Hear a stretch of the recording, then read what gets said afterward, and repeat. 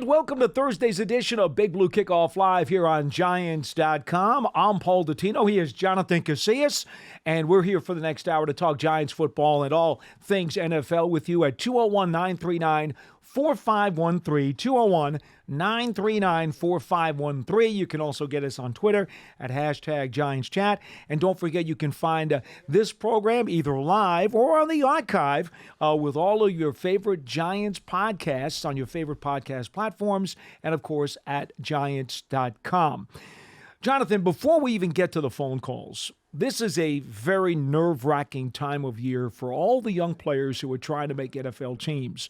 Now, the Giants have a little bit over 60 players who are coming to the facility today, checking in for some physicals and checking in to sign their waivers or their contracts to be part of the Giants rookie camp, which will be tomorrow and on Saturday. You, of course, have experience doing this when you came out of school and wound up with the New Orleans Saints. It is a very unique dynamic because your dreams are right there at your fingertips, and you don't know if you're going to get a chance to realize them. Yeah, and it's like really the first time for guys, especially scholarship guys. Walk-ons are a little bit different in college, but the scholarship guys, you know, they never really had to experience like basically that anxiety that you have that you could probably be cut at any time, right? So me being an undrafted free agent, I was also hurt going into rookie minicamp. I didn't participate in rookie minicamp. And before rookie minicamp Did you started, do pro day? I did some because I was hurt my Right. senior year. I got surgery at the end of my senior year, and I tweaked my hamstring. So I couldn't really do Wisconsin's pro day. I got invited to the combine. I only bench pressed there because I wasn't healthy. I got invited to the Senior Bowl. Wasn't healthy, so I couldn't do that. I had a pro day 4 days before the draft just to show them that the knee that I injured was okay. But I couldn't perform because I wasn't healthy. Right. But I had to just show them that I was able at least to move around. So it was an improv type of pro day, and I didn't have numbers. My numbers were really bad, Paul. Like really, really bad. Because I haven't ran, and I wasn't even healthy enough to participate in OTAs or excuse me, the rookie minicamp, but I had to show them that the knee was at least okay to move around. So my anxiety. Your medical's checked out then. Because they passed you enough that, okay, he's draftable, or at least he's a guy who has a chance. Well, I got the knock on me. I had the knock, like I didn't get drafted, and it was character concerns, and it was also because of the knee, right? So I had to show them at least that I can move around a little bit and I can do some things, and I wasn't like the knee wasn't totally messed up, you know, from the year prior, my senior year, right? So my anxiety was so high. And they cut a kid, quarterback that we drafted from UCLA or was undrafted or a late draft pick before we even did anything. And I like ran down to the rookies. It was like, do you know the quarterback just got cut? Oh, man. And they were like, who? I was like, buddy from UCLA, he just got cut. Panic sets in. Yo, so much panic. And like we had a slew of undrafted guys, right? I think New Orleans maybe had 4 or 5 draft picks that year. Malcolm Jenkins, Jersey guy, being the #1 draft pick. Chip Vaughn, also Stanley Arnault, and then the punter Thomas Morstead, who's actively still playing right now. But that was it. That was the only drafted guys, and not even all of those guys were safe. Maybe Malcolm Jenkins was safe, but nobody else was safe. So the anxiety level was out the roof. This is the first time that I ever felt like that. Like I can be cut at any time. I can be released and gone at any time, especially because I saw that quarterback. We never even played yet, and he was cut. I saw him sitting outside the hotel we were staying in on his luggage. I'm like, where you going, bro? Like, we got practice. Do you have any idea what he did to get himself cut? And did that send a message? Because it obviously got all of your attention. Absolutely. But did it send a message that, okay, this is serious? It did. I don't know what he did. I don't know if he did anything. You know, it might have been logistics. It might have been depth. You know, the quarterbacks, it's a little funny that we brought in Chase Daniels. Oh, wow. Later on, you know, towards the end of camp. You know, so it was the quarterback, you know, that position is a little funny when they get three, four guys at that position, right? But the anxiety level was crazy. So we call a guy that comes in and says, hey, the coach needs to talk to you, bring your playbook. We've seen it in the Hard Knocks a lot, right? A lot of the fans got introduced to that probably through the Hard Knocks, right? That's a very anxious moment because when that door opens and in New Orleans, the rookies were put in a separate locker room across the parking lot from the actual locker room, the old Voodoo locker room, which is a team, AFL team or something like that. And we were there. So when we were all in the locker room and that door opened, meaning it's somebody else, not a player, like that anxiety, like we look back like, oh my gosh, it's him. It's the Grim Reaper. We called him the Grim Reaper. They used to have a nickname called the Turk years ago. That's what he was known as, the Turk. It's such a like I'm getting goosebumps right now just think about it, because when that door opened, you never knew who was gonna go, because he's coming in there to get somebody, you know, and the only person that was safe was Malcolm Jenkins. He was the only one that was safe, and he would come in and everybody just turn their backs and just try to be busy, and then you would just see him kind of going over there, and you're like, who is he getting? Then he'll grab a guy, and then he'll leave, and everybody's like, man, he was doing really good too, like in training camp. So that anxiety is so crazy. And that first year, you just don't know how it works. You don't know why they get cut. You know, sometimes it's, you know, passes drop. They don't get the offense, defense. Sometimes it's just like, you know, the numbers. It's just a numbers thing. Now, but then you know how it is, training camp, they have to make cuts at one point. They have to make big cuts at one point. It's got to happen. You know, but before that, the in and out of like during the OTAs, during the training camp, before those first cut days, that anxiety, I can't even, it's so crazy. Now, I've had guys tell me years past with the Giants, and again, I'm doing this a long time, Jonathan, so I'm going back a ways. I've had guys tell me they would hide under the bed. They would hide in the bathroom because, they heard the guy was coming down the hall. Oh, quick, got to hide. So they would, as if that's going to stop the inevitable. That's just delaying the inevitable. That's all that is. And there's another thing, too. Supposedly, it's bad luck if you look at him. If there's a bunch of players together and the guy comes into the room, you don't look at him. Oh, we didn't make eye contact. Right? We turned our backs. Okay. I was trying to act like I was busy. So that was true in other teams, too. You don't look at him.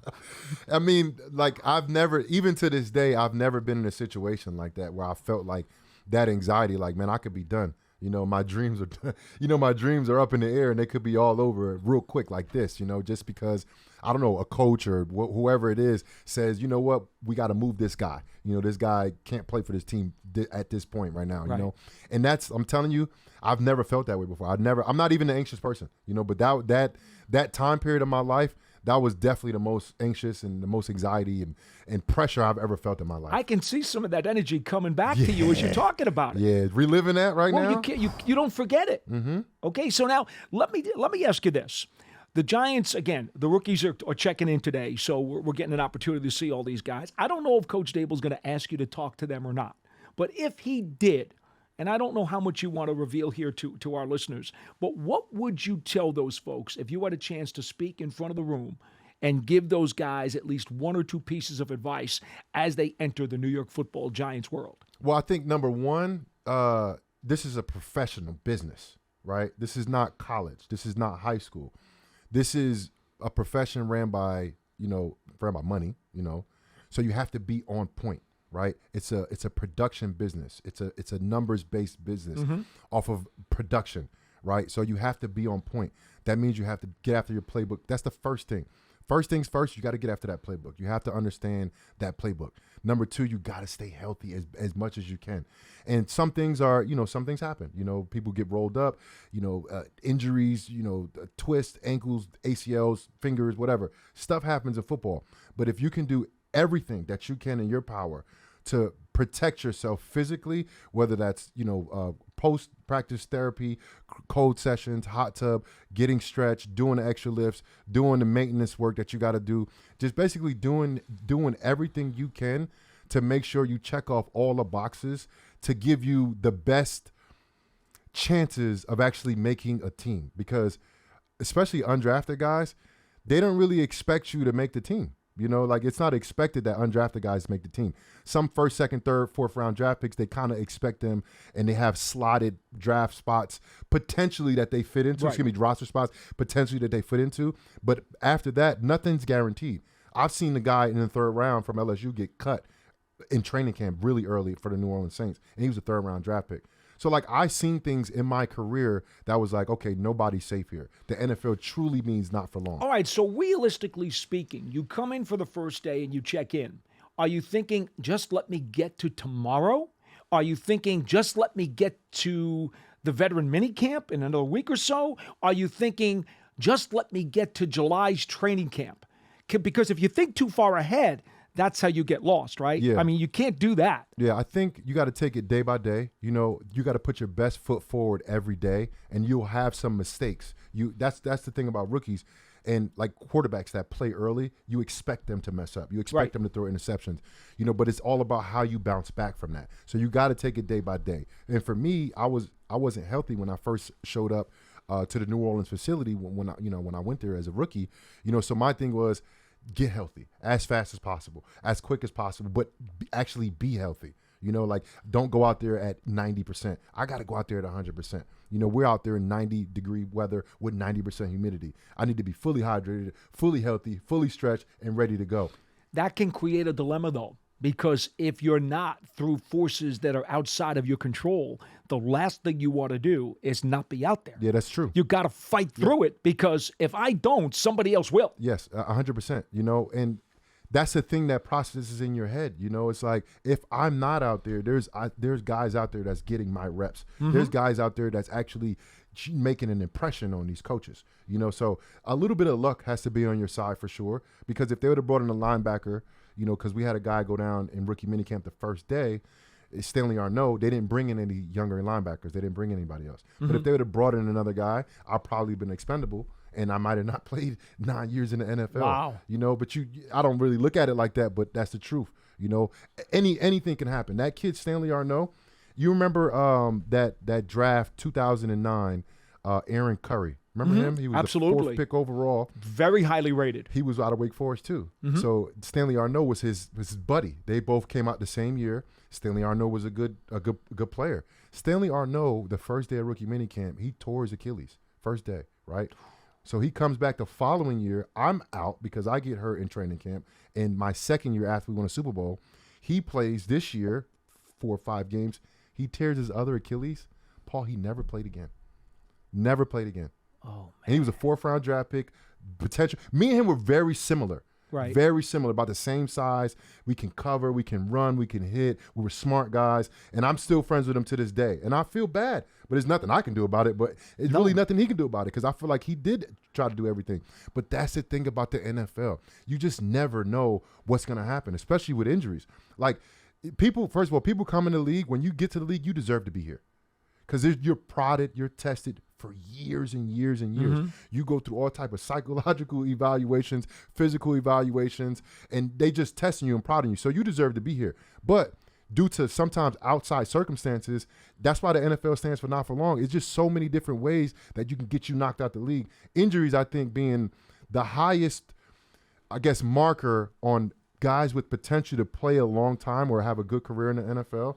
They get knocked down or get out the league because of injuries. And there's almost sometimes nothing you can do about it. You know, so every single day you got to go in like it is your last day. You have to. Couple of quick things before we get to the phones. 201-939-4513. Want to try to get to a lot of your calls today if we can. But, Jonathan, 2 other questions that I think the fans would be very interested in. Number 1, how does that stress level about making the team change today, because there are so many people on the practice squad, which means even if you're not on the 53, like back in your day, you had to make it. Yeah. Or you were on injury reserve, and that was the only way to stay in the building. Right. Now the practice squad gives you a little bit of room, right? Wiggle room to still be in the building. Yep. Do you think that lessens the stress level for today's players at all? If it does, just a little bit, you know, and they'd increase the pay for those guys as well, the practice squad guys. That gives you, but every single person that plays in the NFL, they don't want to be on that, you know, practice squad. They don't want to be on that reserve type of team. They want to be on an active roster. You know, so understood. You know, and I maybe a little bit less anxiety, but still, like, you still are nervous about getting cut. You still nervous about making the team or not making the team, because we all know the reserves are not really. No, we get it. They're not technically part of the team. But see, when the Turk especially comes the 53 right-man roster. When the Turk comes in and says, hand me your playbook, at least if the Turk comes in and says, hand me your playbook, but we're going to bring you back to the practice squad tomorrow, that's got to soften the blow a little. Yeah. Maybe there's a little less blood on the floor. Yeah. No, I agree. And I think, look, the NFL, I think they're doing a better job in actually protecting the players, putting in those numbers so you're not really, you know, destroying the top 53 guys that are making the roster. You're giving them some relief in terms of practice and the amount of reps that they take at practice. And of course, when I played, we had double sessions.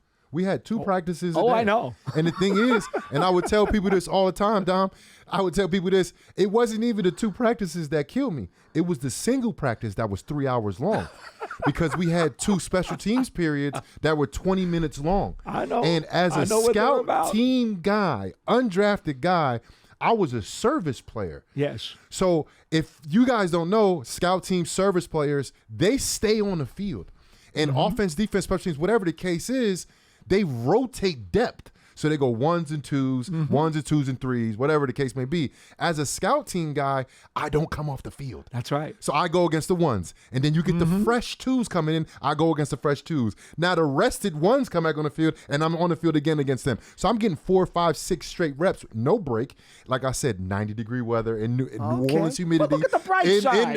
In August is bad, bro. That's a better opportunity for you to gain respect. Yeah, and I did. And I did. You go. A lot of vets, this is how you know it was bad. Vets would come up to you as you're on all 4, getting the ice towel on your head. He'd be like, man, keep it up, Rook. Like, keep it up, Rook, man. You know? And then you see them go off and start laughing like, hey, he's dying over there. Like, but, it tests you. It shows the type of fortitude and what you're really made of. Like I would call my mom, swear, ask my mom. I will call my mom and be like, hey, Mom, I love you so much. Mom, call her up. Call us up. Just know I might die today because I'm going to give it my all. Like it almost felt like death almost at times. Like, because I knew that I couldn't tap out. Like, because I couldn't show them weakness. Right. I had to show them what I was really about. And I was like, I would go until I passed out, And I think on some real stuff, I think that's the reason why I made that team. Because we had a lot of linebackers, man. We had Mark Semino. We had Dan Morgan. And I don't even talk, they didn't even make the team. Right. They didn't make the team. They wound up going elsewhere and had years in the NFL. So these are guys who I played with on Madden. And these are guys that are way in front of me. John Vilma, Scott Vegeta, Scott Shinley, Jolon Dunbar, Marvin Mitchell. Those are the guys that made the team, and they actually kept me on as the 7th linebacker, But for me, I had the utmost confidence in myself because I knew what I was putting myself through. I knew I was putting myself through the fire. I knew the playbook, and I saw that the coaches saw that. Right. And right away, I had guys like, we don't talk about him no more, but he was a guy that I looked up to early in my career, Darren Sharper. He was a guy that came up to me early in my career, was like, hey, man, you're doing a good job. Drew Brees. I was number 62. He didn't know my name at the time. He was like, 62, you're doing a good job. And I'm like, all right. Drew like, Brees. Okay. Wow. Drew Brees know me. And I was a young kid at the time, and I looked up to all these guys. But a lot of the older guys saw my work. They saw me what I was doing. So before I got any validation from any coaches and I moved up any type of depth charts, the older vets kind of acknowledged my work because they saw me working. And that's all I knew how to do was work. Right. I was still learning football. Because I just started playing football as a freshman in high school. So given that this was 7, 8 years later, I was still learning the game. So for me, I was just trying to soak up as much as possible. But what I was a tough kid. I was a tough kid. I was mentally tough. I was physically tough. And my body was just starting to get back to itself because I was hurt since my senior year. So it was a lot of things that played into going into my rookie year. So in your opinion, and I know I'm a little long here, folks, but Jonathan's telling us some good stories. 201-939-4513. Jonathan's mom, please feel free to give us a call if you're watching the program. So what is the bigger hurdle, the mental toughness or the physical toughness as you enter your first rookie camp as an undrafted player? What's more difficult? It's the mental. It is the mental. Because, you're not too far off from the guys. The playing field is just more even, but mentally you're off. Mentally you're far off because these guys have been prodded and tried for however many years. Maybe this is their second year, but even the second year guys are light years above and beyond the first year guys because they've been through it. Yeah. They've been through that anxiety of being cut. They've been through a whole season. They've been through being on the practice squad, and maybe some of these guys got cut, came back. So they've been through all that. So mentally, it's a big hurdle. It's a huge hurdle. Number one, you got to get that playbook down. Number two, you got to understand that you're in a business. And it's never really been like that. You have to protect yourself at all times on the field and off the field. You have to make sure you surround yourself with good people on the field and off the field. And that's the thing that you had to learn early. And the guys that didn't learn that, they didn't stick around long. All right, guys, we're going to get to your phone calls in just another minute. But before we do, I'm going to ask you for a brief thumbnail, your quick knee-jerk reaction to the Giants draft this past week? Oh, man. I think they did a great job. We spoke about this prior to the call, and I talked about how you felt about it. You don't give grades out. I think that's the most honest and fair thing to do because you never know. Like, knock on wood, none of these guys get hurt, but you never know. Because if one of these guys get hurt, they don't play no more. How is that a good draft pick? You understand? Like, right. And like I said, knock on wood, hopefully none of these guys get hurt. But the way the Giants attack the draft, I feel like when you look at it on the chart, right, you got need versus value. They're hitting at that top, optimal mark at the first 3 rounds for sure. They check the box on the lines cornerback, intersected. Need and value intersected. Though. It's so high for need and value. Yeah. And to get John Michael Smith for that 2nd round pick, I thought the Giants might take a shot on him early in the 1st round because that's something that we needed. And he had value, right? And then to get Jalen Hyatt, the kid, I don't watch a lot of college football, to be honest, right? I watched that Alabama-Tennessee game. I watched that kid. Who is that guy? And then we drafted him. I said, that's the same kid that, he's good. So they had so much need and value in those first 3 picks. Honestly, it couldn't even matter what happened in the rest of the draft. I really like Eric Gray out of Oklahoma, too. The running back they wound up taking in the 5th round. And they got guys that were leaders at the back of the draft. The safety out of, what a safety out of?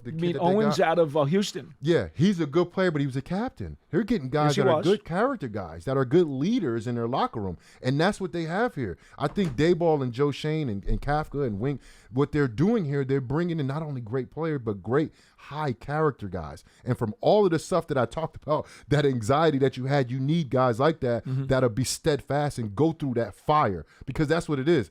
They're poking and proud of you all throughout this time, and then when you get in training camp, they're going to test you. The vets are going to test you. They're going to see what you're all about. Like, I remember when Jackrabbit came here. Remember when Jackrabbit came here? Jackrabbit was this, he had all accolades. We paying him how much money? $13, $14 million a year. He comes here. First day, he goes one-on-one with Odell. Odell was getting the best of him. But Jackrabbit was that type of guy. He's been playing in the league long enough. He wasn't going to back down. He had short-term memory. By the end of practice, he was on Odell's butt for sure. But that's what they want to see, because you're going to get your butt kicked. You're going to get, you're going to get put on your back. You're going to get hit really hard, because that is the NFL. How do you respond? How do you respond from a day that you cramped, right? How do you respond from that? How do you come back the next day? Maybe you had a mental error. How do you come back the next day from that? Maybe you were late one day. How do you respond to that? Are you going to be a professional moving forward? Because that's what these teams want to know. Joe Shane and Dayball, they want to know, when you come in here, yeah, you're a good athlete, you're a good dude, but are you a professional? Can you handle your business day in and day out through adversity, through anything that comes upon your table, because things are going to come upon your table. Family issues, weather, whatever, injuries, whatever obstacles. The case may be. A lot of obstacles. They're going to come. That's what happens. That's what life is about. They're bringing in high character, quality guys, and I love what they're doing right now. I tell my daughter all the time, ever since she was little, football is life and life is football. Yeah. And if you really understand that, and you've been around a successful professional football organization for a lot of years, and God knows, between guys like Parcells and Reeves and Coughlin, I've been around some real big-time names. I've truly learned there are so many applications to life that come from football. Transferable skills, baby. It's amazing. It's truly amazing. And I'm sure you have found the same thing in your life, Absolutely. too. It's truly amazing. Life is football. Football is life. That's the mantra that I live by. And thank goodness my daughter listened to me, because she's doing real well, and I'm so happy. Hey, the Giants Huddle has all kinds of football personalities from all walks of the football world, all kinds of analysis and all kinds of information. Don't forget, you can catch that on Giants.com or your favorite podcast platforms. You can go to Giants.com/podcasts. And of course, you can also go to Apple Podcasts and leave a positive review, and that will help out the ratings for the program and keep the program alive. Another item to mention is that you can go to the next level with your fandom by taking out a season ticket membership. Stay connected to the New York Giants all year round, not just on game days. Memberships are now available for the 2023 season. To learn more about all the exclusive member benefits, visit Giants.com/tickets. Limited inventory is available. And then finally, Giants TV is the official connected TV streaming app. It is all over the place on the internet. It brings original video content content and game highlights on demand and direct to Big Blue fans. Giants TV is free on Apple TV, Roku, and Amazon Fire TV, as well as the Giants mobile app. That takes care of the business. Now we're coming to you. 201-939-4513 here on Big Blue Kickoff Live. And let's go to our first caller. I believe it's Doug. Go ahead, ring him up. You're first on the show. Hello. Hello. Hello. Hi, Doug. How are you? Hi. Hey, Paul. So I guess O'Shane Jimenez must did pretty good last year, or it looks like he's going to be a piece in back with our team. O'Shane Jimenez, for those of you who do not know about the news, did re-sign with the Giants yesterday. One of a plethora of edge rushers that they have on this roster right now. And to be frank with you, I thought last season was his best Jonathan. Year. I agree with you. He had a little injuries and stuff like that. But when he came back, he was very productive, had some big plays. Green Bay game, I think he had a huge sack. And the guy, I think he's versatile, and I think he's learned how to play that position. I think it took a while. Early in his career, he may be a step slow, but that's not because of his speed. It's usually because, you got to connect the dots from not only your physical play, but the mental play. Like, every now and again, you get a guy who's a 4.7 guy that's way faster than a guy that's 4.5 because he plays faster, because he might be not smarter, but he just understands the defense a little bit better. And I think that's where he's at right now. I think the Giants were a tad concerned about the durability of their edge rushers, and when they did not get one in the draft, I think that's what kind of opened the door for Jimenez to come back, because he had shown enough flashes that he intrigued them. But had they been able to upgrade, they might have done it in the draft. And with Thibodeau and Ojulari kind of on the bubble this past year, with their health every week, kind of, O'Shane Jimenez stepped up, and I think he did a good job for them stepping into those younger guys who were kind of injury plagued this year. Thanks so much for the call, Doug. Appreciate it. Ellerson Smith, another guy who's been around a couple of years and has not been able to get on the field. And this is something the Giants have to consider when they looked at the depth at the position. They're like, well, we got some guys out there, but Smith's hurt, Ojulari's always hurt, Thibodeau had a little bit of injuries last year. It becomes a little bit of a quandary because you don't want to be caught short in depth. I think the only guy last year that the Giants had at that position who did not suffer an injury that caused them to miss games was Tamon Fox, the rookie, who played sparingly and did a good job. But health has been an issue at that position. And the corner position as well. And again, I'm not considering Giad Ward because he's I know he's an edge guy, but he's not a pass rusher. Right. He's a run-stopping force on the edge. I like to call him that. He sets the edge. Yeah, he doesn't attack the edge. Right. There's a difference. You better not say that to him. I know, but he's not Rusher the quarterback. No, I hear you. And the thing is, and we talked about this too, I feel like the Giants injury something is going on. I don't know what it is. Something in the water. I don't know what it is. But the Giants had an alarmingly a lot of injuries last year, especially, I wouldn't even say especially on the defensive side, because Sterling Shepard went down from this fluke ACL injury. And I don't know what that is, Paul. I don't know what it is. It's been for years now. Hopefully, the Giants can figure that part out, and that might be strength and conditioning. That might be the way they're scheduling practices. I don't know what it is, but it's an alarmingly amount of injuries that happen, and that can decimate your team. And that's what it did last year. And luckily, the Giants had enough fortitude and enough depth and bringing in some guys like Isaiah Hodgins that came in and had a great year in the middle of the season, right? They brought in Jared Davis. He had a great year. Corner too. The corner position was decimated. 100%. Guys going down left and right. Back to the phone calls. Yasmin from New Jersey. You're on line 2 on Big Blue Kickoff Live. Hello. Hey, good afternoon, guys. Thank you so much for the opportunity. Thank you for the call. Hey, Jonathan. Thank you for those stories. They are amazing. And honestly, I felt like I just want to go out there and just, let's play. It's amazing. And you gave me goosebumps. And what I wanted to touch on was the schedule comes out next week, but the rumblings are that the Jets are going to play the Giants that Monday night. I wanted to know your thoughts because honestly, I am not a fan of the primetime games for the Giants. Yasmin, let me just make this really short and sweet because, yes, the schedule is supposed to come out at some time during the course of the next week, the week of the 8th. That is true. As far as rumors, we're not going to comment on those. Okay, that we cannot do because we cannot confirm nor deny whatever rumors are out there. But here's what I will tell you. The Giants are now a good team. Yep. They are a playoff team. They are an attractive team. And every team this year is allowed 6 scheduled primetime games with the opportunity to be flexed to a 7th. I'm going to say I think the Giants will have 4 primetime games on their schedule. I really believe that. And don't be shocked if they wind up with a 5th. And yeah, because you think about the teams that they play. Thank you for the call. Go ahead. You got the Eagles and the Cowboys and whatever with both of those teams, but they're probably going to be good, right? They're probably going to be good, right? NFC West. Yep. We're playing some high-profile teams. Yes, and people are going to want to see it, especially when the Giants are good. Not if, when the Giants are good, because I think they're going to be pretty good this year. Whether their record indicates it at the end of the year, who knows that? But look, they're doing everything possible in their power to prepare this roster to defend themselves in the NFC East. They don't even have to look outside of division. No. You go look right down 95 and what Philadelphia, what they're doing, what they have done. They re-signed their quarterback, who's a stud. Let's be honest about this.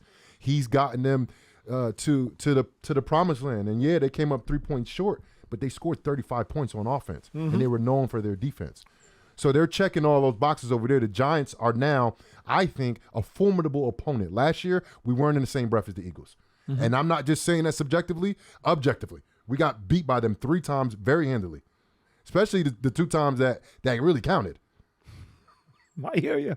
You know, allowed 700 really rushing yards against this team. They're really good, Jonathan. They're really good. They're really good. And the Giants, and I spoke about this before too, when Shaq was very dominant in the late 90s and early 2000s with the Lakers, 2001, 2002, the teams had to draft to stop this guy. They had to stop this guy. So the Giants, I feel like they're drafting to stop what the Philadelphia Eagles are doing. Because what they're doing, I feel like, is kind of a blueprint in the league. They have a young, talented quarterback that can run a very simple offense that has different options on every level. And they have skill at every position, and they have a defense that can just destroy pass plays, that can get after tackles, that can get after the front 7, the front 5 in the linemen. They have that. And the Giants are drafting, I believe, to fight them. And that's the right thing to do because in the NFC, the cream of the crop, it's the Philadelphia Eagles, just what it is. The bad news is when you get good, the networks want you. Yep. And so it's a double-edged sword. If you want to stink, you can probably get Sunday 1 o'clock most of the time. If you want to stink, okay? If you don't want to stink, be prepared that you're going to go to primetime action many, many times during the season, and you're also going to probably get a flex or 2. Yep. It's just going to happen. That's part of the hurdles don't be scared. that you have to climb. Fans, don't be scared of them primetime games. Don't be scared. They're going to happen. They be late nights. They're coming. It be trouble getting out the parking lot. You know, you want to be good. Hey, but it is what it is. You want to be good. Take the good with the bad, right? That's you got to take it, man. That's it. And the tough part for the Giants is that the schedule by competition is going to be harder this year than it was last year, just by very competition. But now on top of it, you throw in the logistics, West Coast trips to the Raiders, to the Cardinals, and to the 49ers. Now, clearly, as many teams will do from the East Coast, when they find out that they've got multiple West Coast trips, they'll say to the league, can you possibly combine a couple of those games back to back so we can maybe go out there once and stay? Yep. I'm sure the Giants have done that. I'm sure they've done that.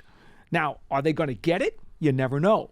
So the logistics of this schedule are also going to be challenging. And then on top of it, when you throw in the possible primetime games and maybe an off-day game like Thursday, okay, all of a sudden you start throwing that stuff in, the hurdles for the Giants are getting taller and taller as we approach this season. But that's what happens when you get good. Yep.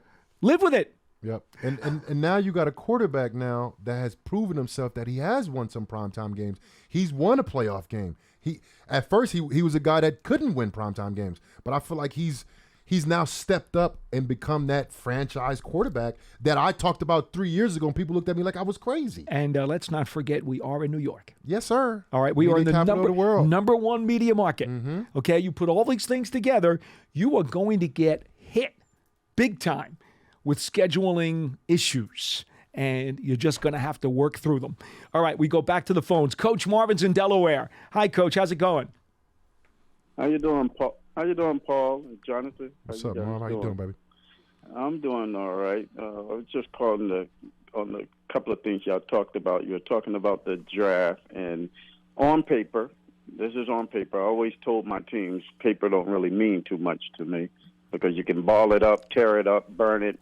It don't mean too much. But on paper, the draft, it really looked outstanding. I talked to Paul, I think it was that Friday night, and I was talking about trading up. I don't know if you remember that, Paul. I do, and the good news for the Giants is that they did not have to trade up in the second round to get the center.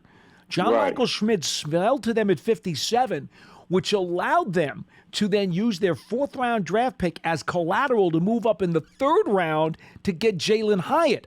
Had they moved up in the second round to get the center, they could not have moved up to get Hyatt in the third.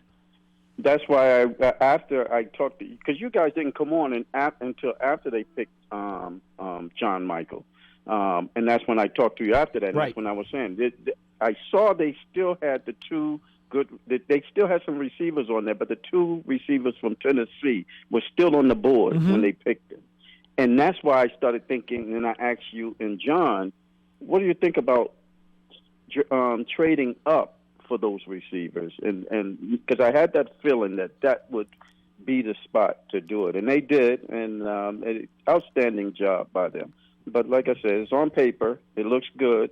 When they get on the field, we'll see what happens. And as Jonathan said, and I loved his story, I've seen some of those stories he's talking about, not on his level, but I've seen those stories regardless, where guys work their way into being successful.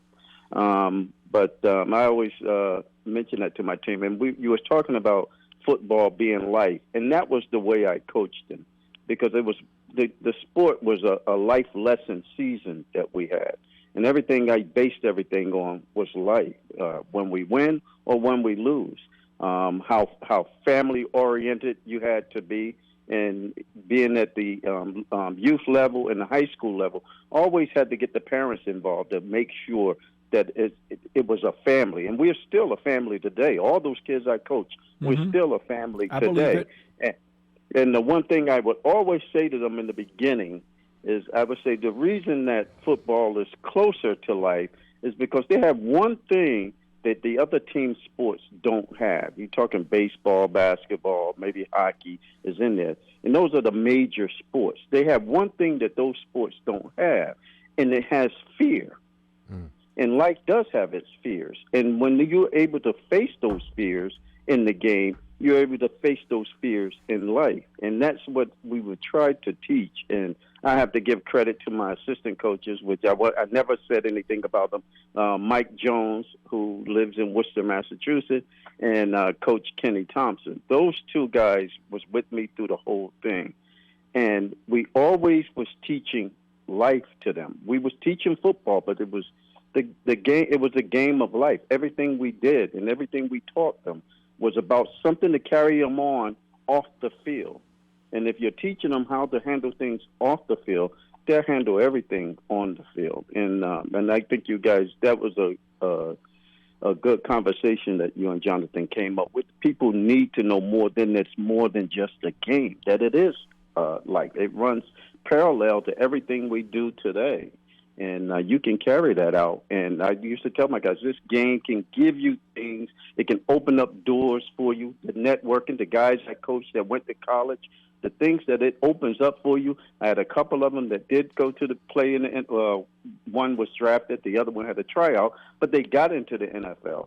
And the doors that opens up for them, and the education they get just from playing that game, they got a free education. And in America, I mean, where else can you find something like that other than in sports, where you can get a free education? And that's what the football brought to them. And I have one of them, my quarterback, he's a doctor now. He goes to visit different teams. He was at the Giants a couple of years ago visiting. But those are the doors that game opened up for those kids. And you're definitely right. Football is life, and life is football, guys. Thanks, Coach Marvin. Appreciate it. Yeah. Excellent phone call.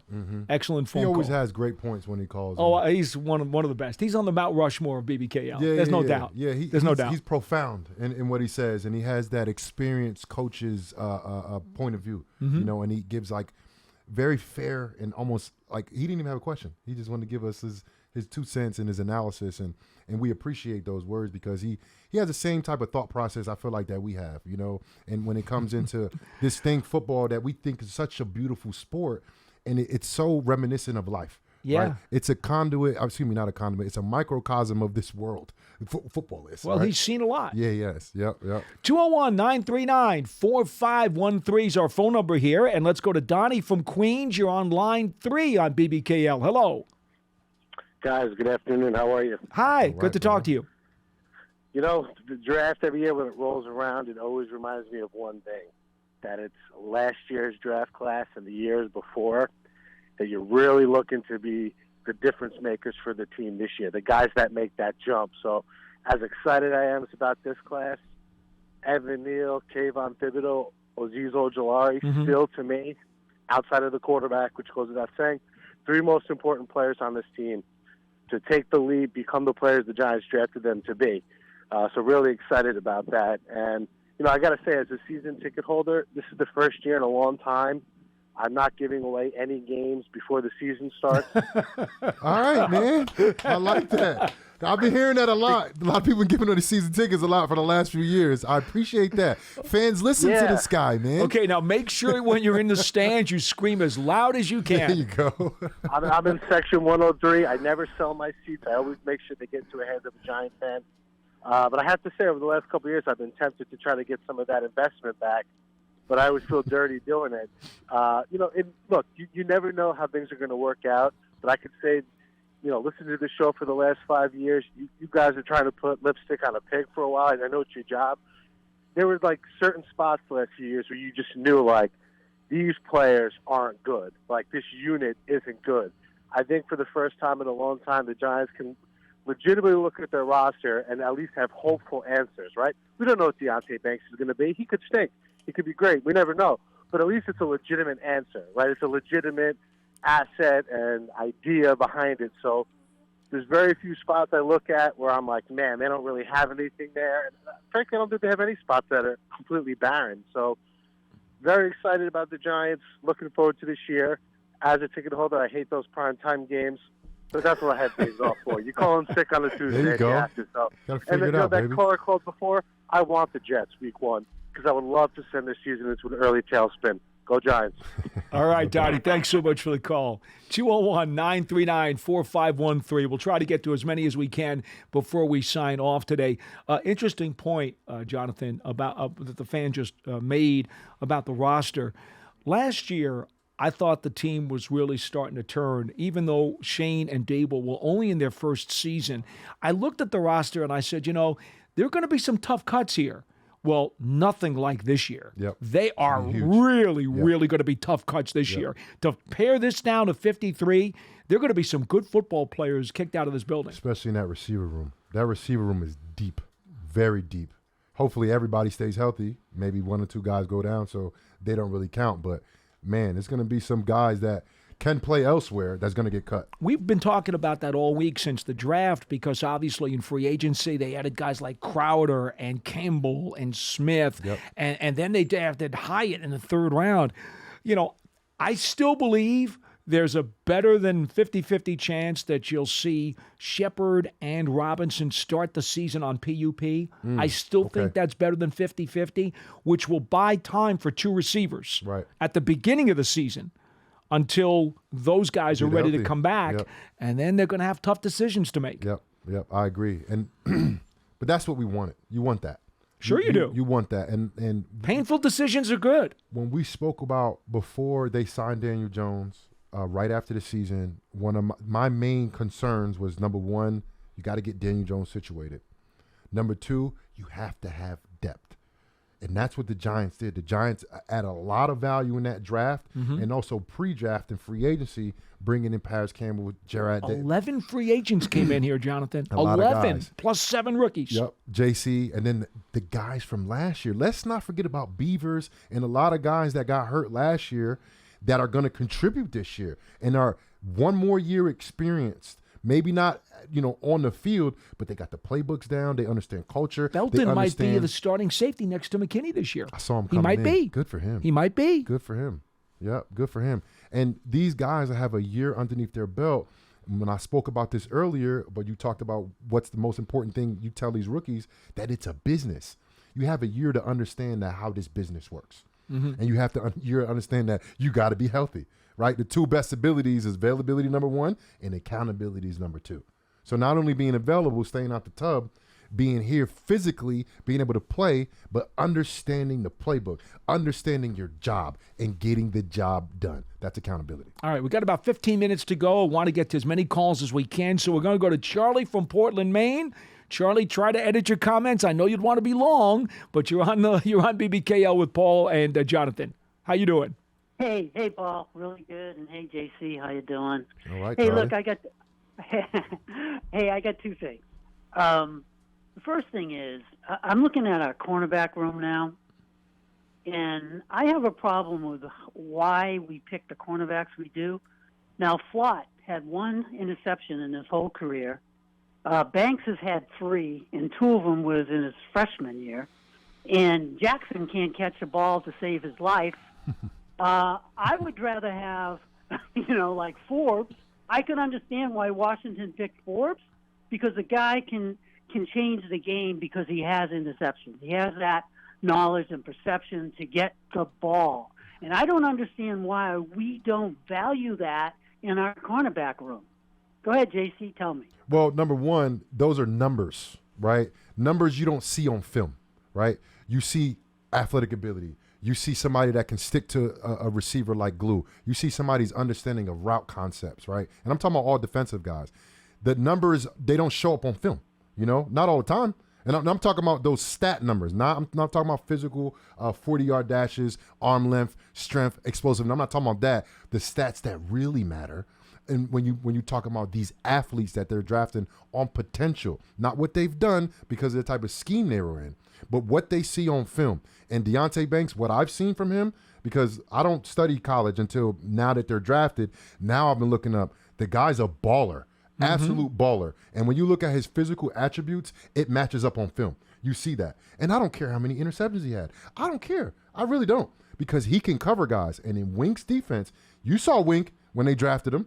Wink was excited because he understands it's not about all those numbers all the time. Wink knows more than Charlie? But it's how do you fit into the defense or the scheme that we're running?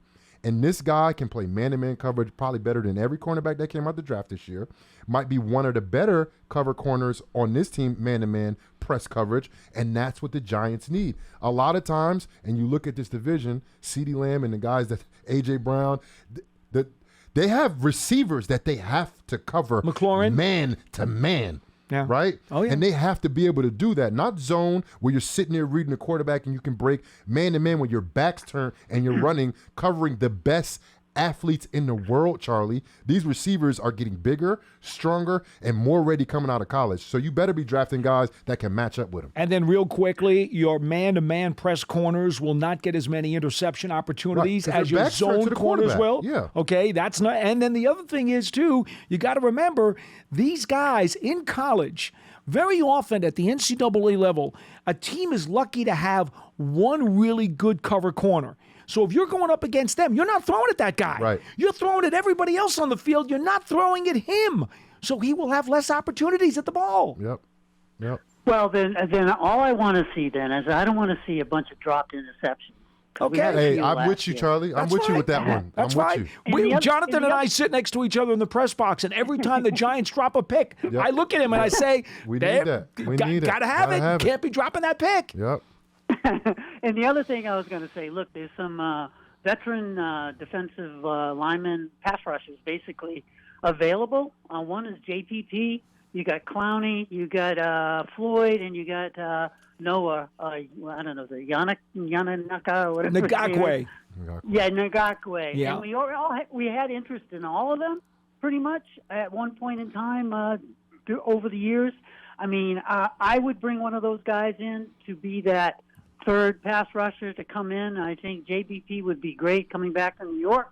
He probably wants to go to a team that's Charlie, let me text you Joe Shane's number, and you can just get right to him, okay? Hey, no need to go through him. us, okay? No need to go through us. Him. Hey, Paul, I've already left him a bunch of messages. I'm sure you have, Charlie. Charlie, we're going to run. Okay, guys. Thank you for the call. Appreciate it. 201-939-4513. Just one quick word about the Giants' economics. Cap-wise, they're really tight right now. Yeah. They got a couple things that they can do. Joe Shane has said that himself. They got to get the rookie class in, get the money for those guys. They're obviously going to try to do a deal with Dexter Lawrence. They're going to try to do a deal with Saquon Barkley still. Those deals will allow them to lower this year's cap number. So they'll create some room, but they don't have a lot. So in all honesty, outside of bringing back Jimenez, a veteran yesterday, I don't see the likelihood of any other veterans coming in here because the money is just not growing off of trees. Not with everybody healthy. But No. once people start going down, which then you gotta I start always finding knock on wood ways, because, look, you know? I understand how this game is. People are going to get hurt. I hope no one gets hurt, but that's just not the truth of the NFL. And then once people start getting hurt, then you have to start maybe looking outside the organization to bring in guys. And look, Either that when he or said the JVP, I ain't gonna lie. I was like, "Whoa, JVP come back to New York." Either that or the coaches coach up these young guys like they did last They year. did. They coached up a bunch of nobodies last year. They did. And they made it to the playoffs. And now they're somebody's. Isaiah Hodgins is somebody now. He came in the middle of the season. Everybody was like, off the practice squad? Who's this guy? He got better as the season went on. Richie James got better as the season went on. Just saying. We seen it happen. Daniel Jones, the main guy, he got better as the season went on, right? These guys are not only bringing in high quality character guys, very good ball players, coachable players too, but they're helping them get better. Yeah. It's so great. I'm like, for me, the optimism is here. You know, I'm a real realistic type of guy. I'm not really optimistic person. I'm definitely not a pessimistic person. I'm a real person, right? But reality is showing that these guys kind of know what they're doing. Yeah. Not only are they bringing in the right guys, they're coaching up the younger guys. They're coaching up guys that, like Daniel Jones. Daniel Jones is not a young guy anymore. No. He's not a young guy. He's a veteran. He's a young veteran. He's a young veteran, but he's not a young, dumb rookie no more. No. Right? And he improved. He was a guy that got better last year. He scored 37 on the Wonderlic. Which is really good, right? It's very good. I don't know about the Wonderlic. That's very good. I don't remember what I scored. 201-939-4513. Let's go back to the phones. Liam from Long Island, you're next on the show. Hello. Hey, hi, fellas. Hi. I really enjoyed the show. I enjoyed it, both of you. Jonathan, I love the stories, the life lessons. That's something that people can listen to for life lessons, the grind and keep believing. That's great, fantastic. Paul, I've been listening to you since last year. I love you had that chip on your shoulder last year trying to hold it in, seeing something different was going on, and you're holding it in, and it's great. I love hearing your perspective on things. I love the battle you have going forth with the other two fellas, not Jonathan, the other two fellas. It's like an old married couple, but you guys agree to disagree. I just have one comment, hearing about the Eagles draft and Howie Roseman and all the great moves he makes. Like I tell some of my friends here, they can only put 11 guys on the field at once. So if you're taking Hassan Reddick out of there and putting in Nolan Smith, I'm okay, because what's he going to get, 5 sacks? But I also think the team is improving. I understand the depth aspect of it. And I just wanted to get your feel, the both of you, on not the draft picks we've heard about everything they've done, but I'm more concerned about the comfort level of Shane now with working through the salary cap and these fellows getting deals. Do you think this is something that's just pushed to the side? Like they said, it's only April. There's so much more ahead. And I just want to compliment you guys. I love you. I felt prepared for the draft. I'm not even in the draft room, but I felt like I was in there pounding the table. Thank you so much, Liam. I just want to say, my compliments to you. And Paul, by the way, I love when you do interviews. You let the guys you interview talk and speak instead of trying to interrupt and say, yeah, I knew that, I saw that, and trying to one-up the interviewers. You do a great job on them, let them speak, and we learn so much, and we get a different perspective. So on that note, fellas, thank you so much for what you do every day. It's a nice break for us while we're working. Thank you for your interest, boss. Liam, and thanks so much for calling. Please call us back again. Right. I'll take those kind words any day. Yeah, really, for sure. Hey, this is what happens when you win. You get those kinds of calls. Hey, seriously, to answer your two questions, though, number one, the next time your friends ask you about Philadelphia, this is what you tell them. Paper helps you at the bank. It doesn't help you on the field. I like that. I like that a lot. Okay? Number two, in terms of Shane and his contracts, listen, the Giants have done a really good job of trying to get out of cap hell. We knew that last year. That's why they're a year ahead, because they made the playoffs last year in a year that they were supposed to get out of cap hell and just get back to sea level. But they did better than sea level. So he's a year ahead. We get that. The only contractual issue they really have right now, because Dexter Lawrence, Barkley. Let me tell you something. His fifth-year option's picked up. Dexter Lawrence is not holding out this year. He's not. He's going to play. If worse comes to worse, he will play. Saquon Barkley, he's tagged. One of two things is going to happen, because the third option is he sits out. He's not sitting out, Jonathan. He's not sitting out. Saquon Barkley is either signing his tag, we've told you that before, or he's going to sign a multi-year deal before July 17th. That's it. He will be here opening day for the Giants, one way or the other. And it's okay, because the Giants have already accounted for him, whether it's the tag or the multi-year deal. They're in position to handle that. Joe Schoen has done a marvelous job with the numbers here. I agree. Yep. And I've been saying that the whole time, too. Is like Joe Schoen just keeps impressing me more and more and more and more. I'm like waiting for him to mess up. He's batting 1,000 in 2 years. Well, I guess a whole year. It feels like 2 years, but it's just a whole year. Year and a half, basically, maybe. Right? And man, he's doing a great job. He's what the Giants needed. So was Daboll. And they're putting guys here. That's what this team needs. This team needs a roster like this, right?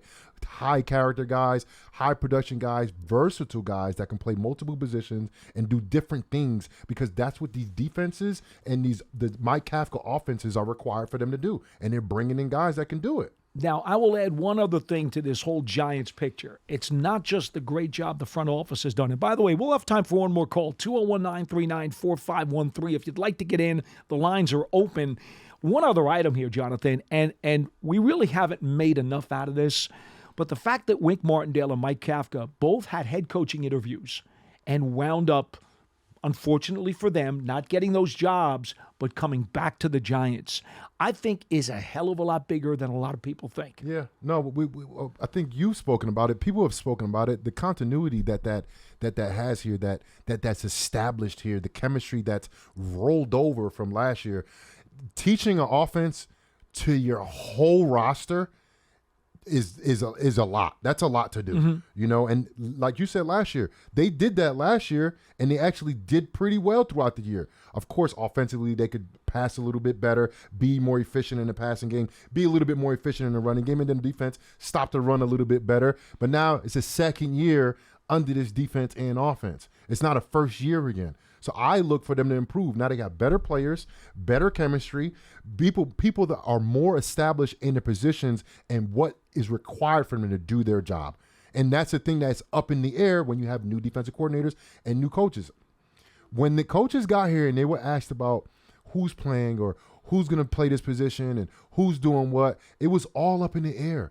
They didn't extend Daniel Jones. They didn't do the fifth-year option. They didn't know what they had. Because they didn't know, but now they know. That's why Daniel Jones got his deal. And now they know for the guys that have played last year on this roster, even the guys that didn't play last year, the Beavers and Wanda Robinson, a limited amount of playing time, they know who they got in those guys because they've seen them. And those guys are character guys that they kept in the building. They didn't get rid of none of those guys. They kept them. They think they're going to be solid contributors to this team. That's why they're here on this team. I'm going to ask you to speculate just a bit in the final minute or so that we have.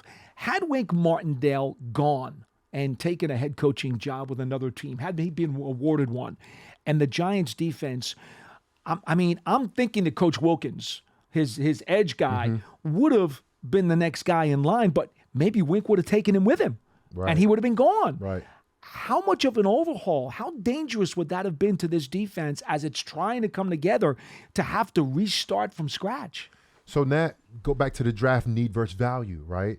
You got to look at the defensive coordinators that are potentially out there that you could bring in. So it's like you need a defensive coordinator that can coach these players for the defense that they fit in. There's not a lot of guys like You see Wink. what I'm saying? Right. And then you get like, oh, wow, this guy runs a different defense, but he's a really good coach. So you bring in him. That takes and another guess year. What? Right. You got to figure out how do these guys who was in Wing's defense fit under this guy's defense. So that's a whole nother, we could have a whole conversation about that, a whole nother call, a whole nother cast about that. But like, because it's there and you have that chemistry, you have that continuity, you have an established leader in Wink, and he has his captain as his commanders, the Jihad Wards, guys that you know what he's going to do. You know what he's all about, and you know what he brings on Sundays or Saturdays or Thursdays or Monday nights or whatever day you play on, right, in the NFL.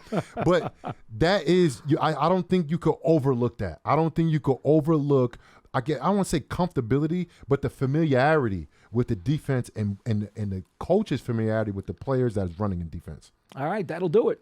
Jonathan, great to talk to you again. Always a pleasure, brother. For Dom, producing today, Jonathan Casillas, I'm Paul Dottino. That'll do it for this edition of Big Blue Kickoff Live. Remember, we are here every Monday to Friday from 12:30 p.m. Eastern Time, live until 1:30, or you can catch us on the archive and your favorite podcast platforms everywhere. Write down the number, 201-939-4513. And tomorrow, Giants rookie camp begins. The rookies hit the field, and we get going on to the 2023 season. We'll talk to you next time, everybody.